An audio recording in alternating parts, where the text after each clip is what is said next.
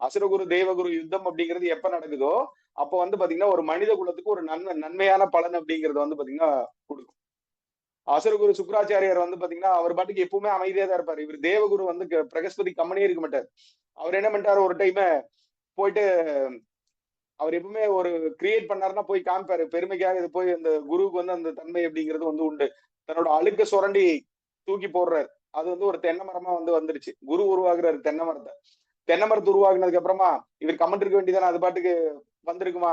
இவர் போய் சுக்கிரன்ட்டு போய் சுக்கராச்சாரியர்கிட்ட போய் என்ன சொல்றாரு, இந்த மாதிரி நான் வந்து ஒரு என்னோட அழுக்க வச்சு நான் வந்து உருவாக்கியிருக்கேன். அது வந்து தென்னை மரம். அப்ப அது வந்து வளர்ந்து ஒரு 5 வருஷம் நீ தண்ணி ஊத்தி வளர்த்துட்டீங்கன்னா அது உனக்கு காலத்துக்கு வந்து சாப்பாடு போடும்னு சொல்லி சொல்லி சொல்றாரு. இவர் போய் சுக்கராச்சாரியர்கிட்ட போய் சொல்றாரு இந்த குரு. அப்புறம் சுக்கராச்சாரியர் அப்படியா சரி பரவாயில்ல அப்படின்னு சொல்லிட்டு அவரு தன்னோட உடம்ப அழிச்சு அந்த உடம்போட அழுக்கு எடுத்துட்டு தூக்கி போடுறாரு. அது வந்து பனைமரமா வந்து பாத்தீங்கன்னா வந்துருச்சு. இப்ப தென்னை மரத்தை 5 வருஷம் பராமரிக்கணும். பனை மரத்தை ஏதாவது வந்து பராமரிக்கணுமா? பனை மரத்தை எதுக்காக வந்து பராமரிக்கணுமா?